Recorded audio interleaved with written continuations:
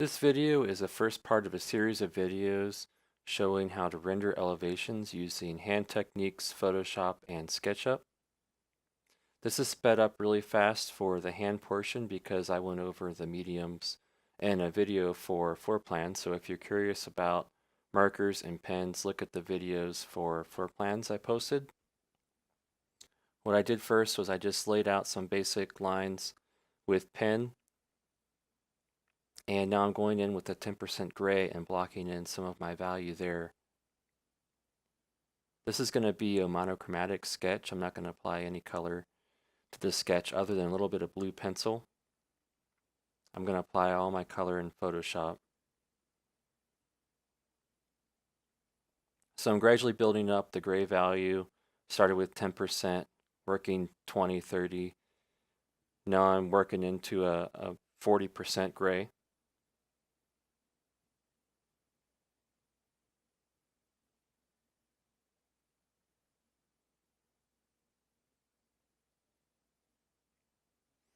I'm still keeping it loose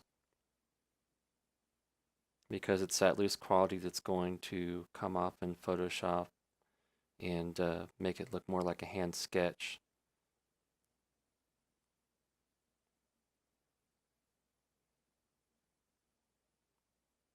So I'm blocking a little bit of shadow areas. And you can see I'm starting to lay in the glass.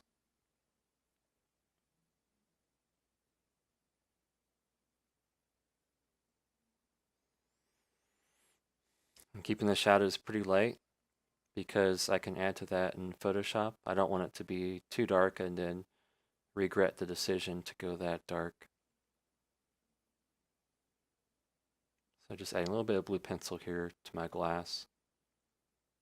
And this is just about ready to scan in or take a photo and bring it into Photoshop.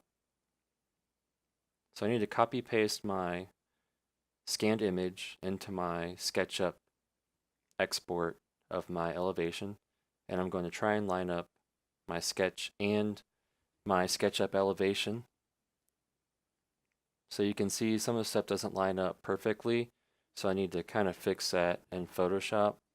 The first thing I do is make some selections around areas that need touch-up. So you really just want to use the rectangular marquee or a polygonal lasso tool and copy paste sections around, or use the distort tool if you need to use that as well. I'm also using the spot healing brush just to clean up some of the lines.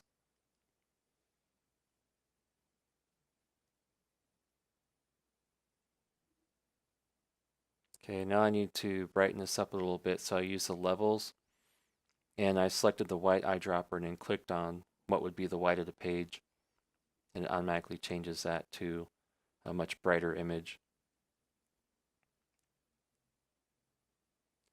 Now I'm just painting in some white over top of some of the overstroke lines that are kind of distracting.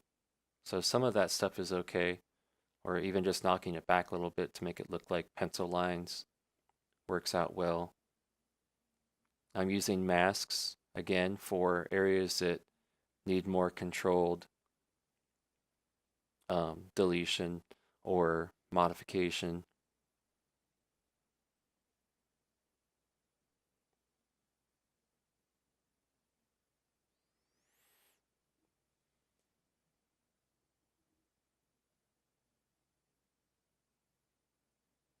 So I like the way this turned out so far. I'm just going to turn down the opacity a little bit because I'm going to start using Photoshop to put some more tone in.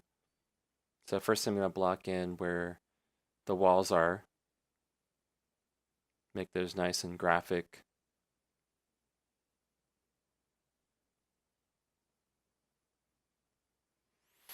And I'm going to start using my what I call marker brush in Photoshop. It kind of acts like a marker. I'm going to select out my fridge and start painting in some gradients with that brush.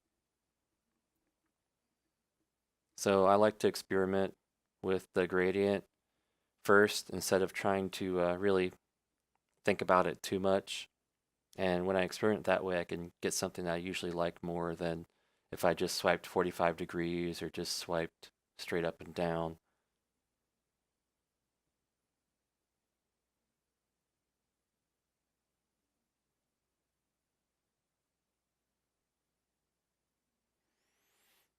So below the fridge, there's that lip and the vent that I had to darken up there. And now I'm going to darken up underneath the handle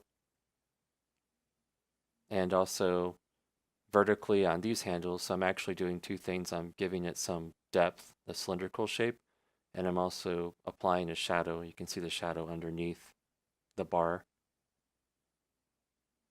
And I'm going to darken the recess area in between the fridge and the cabinets. And overall, I just need to add some more shadows and some more depth to this. So it's really important when you're using SketchUp to render elevations and going over it in Photoshop that you apply some more shadows, because in reality, that's how you show depth.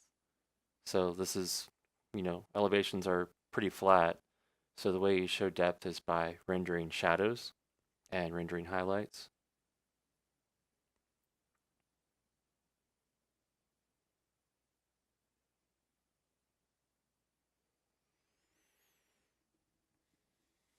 So all my handles here need to stand off from the cabinet a little bit more.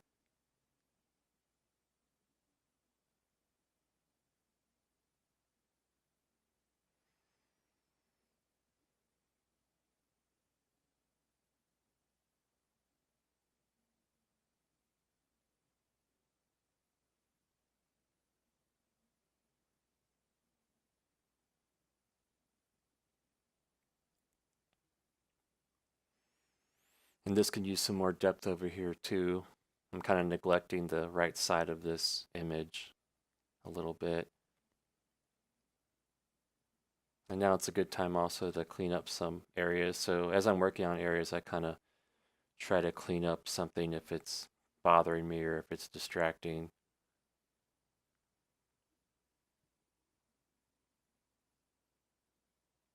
And throughout this whole thing, I'm sampling the tone on the image. So to do that in Photoshop, you just hold down the Alt key and then click. And then you can even just drag it around the canvas until you get the color that you like. And you can see the color changing. So occasionally this arc shows up and shows you what the color is that you have selected. Okay, these glass sections really need to pop out some more. There definitely wasn't enough depth there from the hand sketch. Same with the shelves. I'm just adding some more shadow here underneath the shelves. And you really don't need to take it too much further for this video. This is really just about cleaning up the Photoshop sketch and adding to it. So next video I'm going to show you how to add some color and then add some accessories as well.